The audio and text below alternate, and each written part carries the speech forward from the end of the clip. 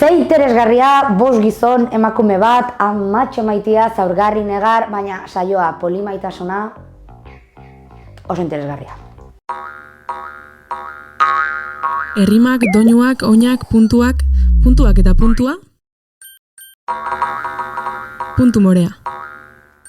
Ze interesgarria den kultura. Izan ere, batzuetan fikzio bat irudikatzen, hausnartzeko espazioak ematen dizkigu, eta ni ikusten bertso saioa esan zortziko txiki horretan, Beñat Gaztelumendi eta Aitor Bizkarraren arteko bertso saio hori ze interesgarria, heteroaraua eta genero harremanak ere irudikatzeko. Izan ere, premisa oso erresa zen, bi pixukide, batek telelana egiten du egongelan, eta beste pixukide da eri esaten dio, bera lanean ari den bitartean, isilik egoteko.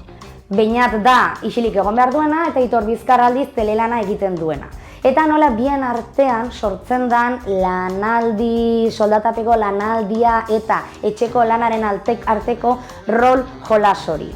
Badirudi, soldatapeko lana klase aldetikan garrantzitsuagoa dela etxeko lan hori baino, eta bien arteko hautsa pasa, ez pasa eta horren arteko solas horretan ikusten da nun kokatzen dugun gauza bakoitza.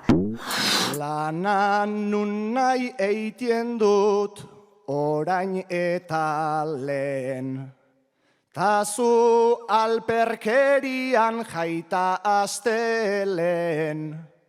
Lanean zure aurrean ipini naiz zeren, ikasi beharko duzu nola egiten den. Tiarai, lararai, lararai, nola egiten den.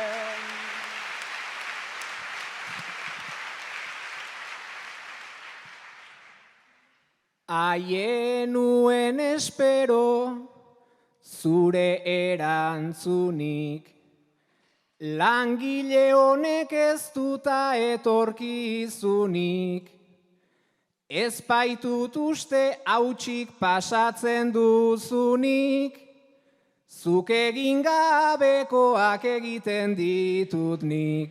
Larai, lararai, lararai, egiten ditut nik.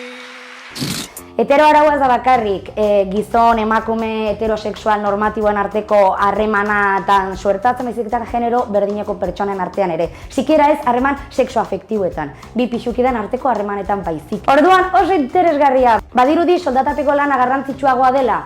Ez, izan ere historiak erakutsi digu, soldatapeko lan hori egin ahal izateko, etxeko lan hori ezinbestekoa izan dela. Gora gure amona, gora gure amak, gora soldatapeko lan hori egin ez zuten, pertsona horiek zen beraiek gabe ez ginake onera iritsiko.